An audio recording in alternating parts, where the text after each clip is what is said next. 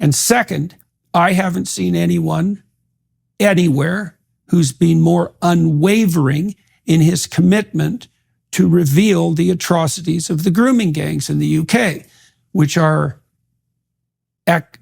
organized patterns of activity that are very pervasive, that are so terrible that it's almost impossible to talk about them without sounding like a conspiracy theorist.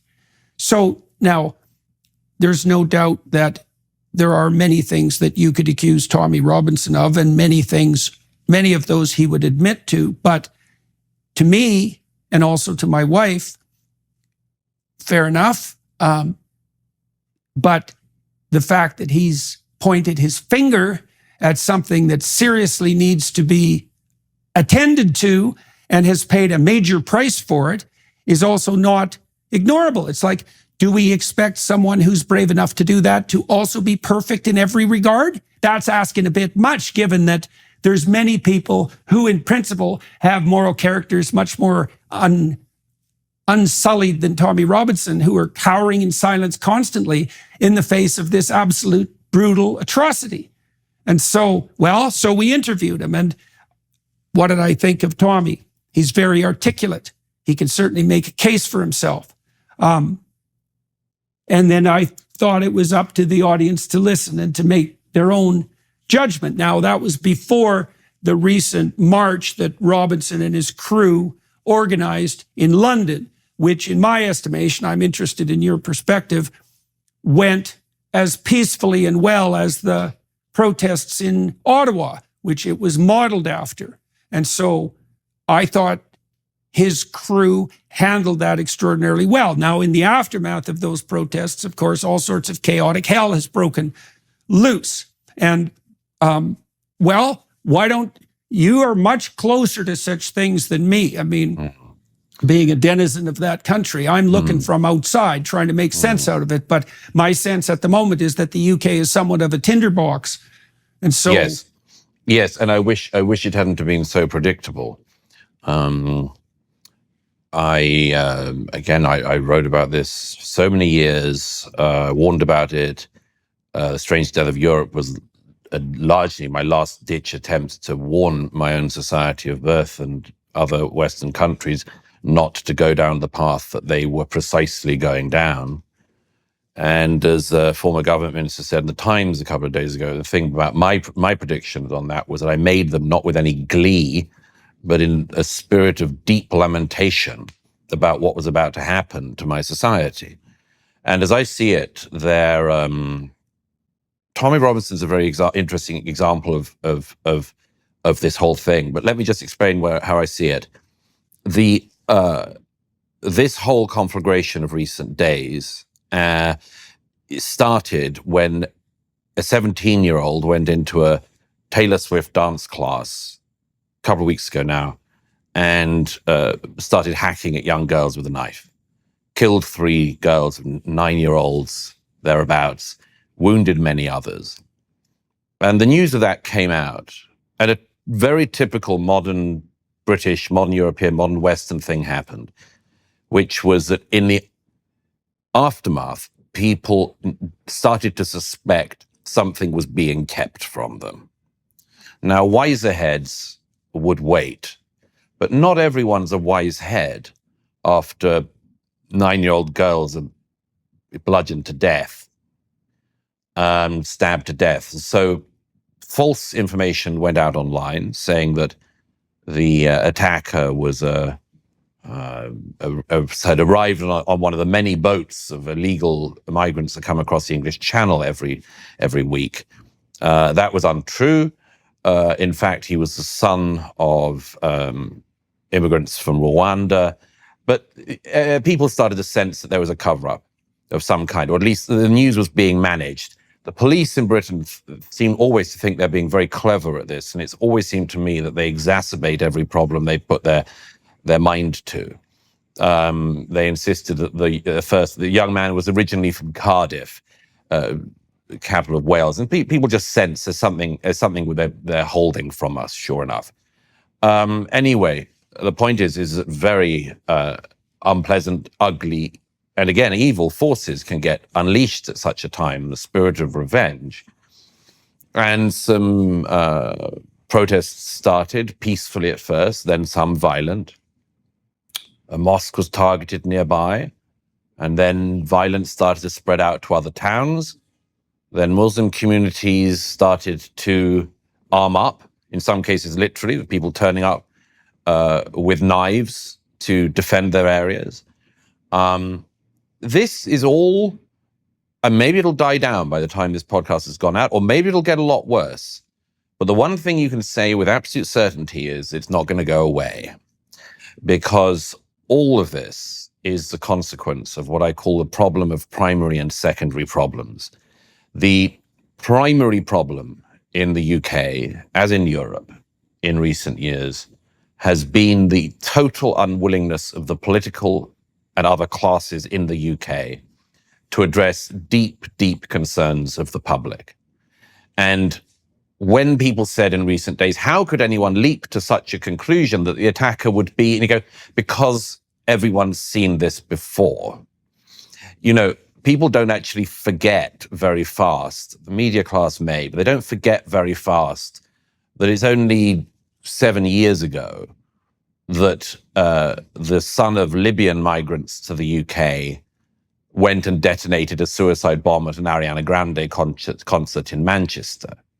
They don't forget fast that 3 people who had no right to be in the UK, including one whose asylum claim had been rejected, but who was nowhere near being deported, went across London Bridge in 2017, hacking at the throats of passers-by and shouting Allahu Akbar. They don't forget that. They notice it. But the British government and others have had this very, very clear policy that they don't really know what to do to tackle that. They don't know what to do really to tackle the grooming gangs issue. There was another set of prosecutions the other day, and another case is coming to court in the coming weeks. You could say, well, they clearly do. They're using the law, but a lot of the public say, well, not fast enough, and not really.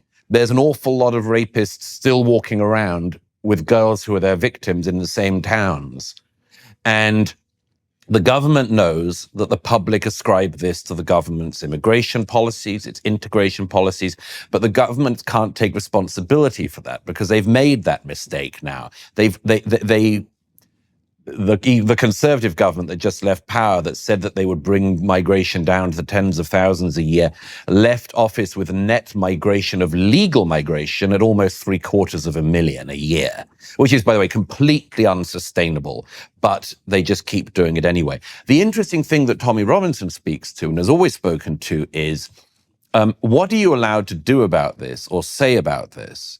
Now, if you're me, for the time being, you're allowed to write about it sometimes. You're allowed to speak about it sometimes. You're allowed to raise alarms sometimes. You're allowed to speak your mind somewhat. But if you're a Tommy Robinson character, if you grow up in Luton and you haven't had many advantages in life and you've had quite a lot of disadvantages, and you're white and working class, what are you allowed to do about this? What are you allowed to say about any of this? And the government, for decades now, has had the attitude, you're not allowed to do anything. You're not allowed to say anything. You can't do anything, because if you do, we'll call you a racist and we'll call you far right. And this has all gone on for a very long time. Well, it's an effective epithet, you know, like when I first came across your work, and I've seen this reaction in the depths of my soul to many people. When I first came across your work, which is quite a long time ago now, you know, I was leery of it. And I think the reason for that is that it's something like this. It's that there are a lot of people in the world, and I'm not going to be able to meet all of them or read all of them or have anything to do with all of them. And now and then some of them get tarred with some epithet. Well, the cost to me of accepting that tarring is very low on average, because if I don't pay attention to some person, there's a whole bunch of other people I could pay attention to. So it's not like the pool of people to attend to shrinks, right? And that epithet of far right is a very effective brand of tarring. And even it's even effective among people who are very skeptical of such things. So I'll give you an example. So I talked to Michael Schellenberger after he released the WPATH files, when he was investigating the absolute pathological corruption and craven cowardice of the cadre who presented what purport to be the standard guidelines for enlightened care to the American Medical Association, the American Psychiatric Association, the American Psychological Association. And he was appalled at their lack of competence and their ideological possession. It was another bottomless pit. And I asked him how he became aware of this. And he said, well, one way was that he had listened to Abigail Schreier and I talk about it. I guess it was 2 years ago when Abigail first put out her book, Irreversible Damage. It was the first podcast I did after I'd been so ill, and I was terrified to do it because it was such a hot topic. And, Schellenberger himself said he listened to that podcast, but he really couldn't believe it. And that's another example of the effectiveness of that tarring. Yes. It's so easy to demolish someone's reputation. And it's especially easy to demolish a reputation for people who do not have, as it were, a backlog of published work. Yeah, right, I mean, exactly. it's relatively easy, but to weigh up someone's views and make an estimation of them if they have 7 books to their name, as I do, or thousands and thousands of articles. But it can't be the case that only book authors are allowed to say anything about the disintegration of their societies. It's not like you should only be left to people who write newspaper articles. Yeah, well, God, no, not that. Like maybe least of all.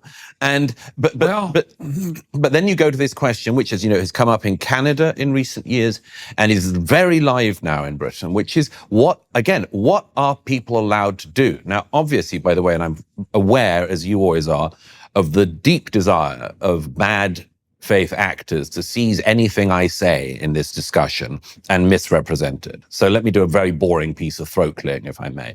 The idea that people's response to any problems in their society should be to go out and commit acts of violence is obviously insane and wrong. What we're seeing on the streets of the British cities, though, raises this question, as I say, of if the public keep saying something to the politicians and the politicians keep not just ignoring them, but insulting them, what are they allowed to do, these people? These are populations that have every single election, like the rest of the British people, for 20 years, they have voted for less immigration and been told that they'd get it. And instead, it's just gone up.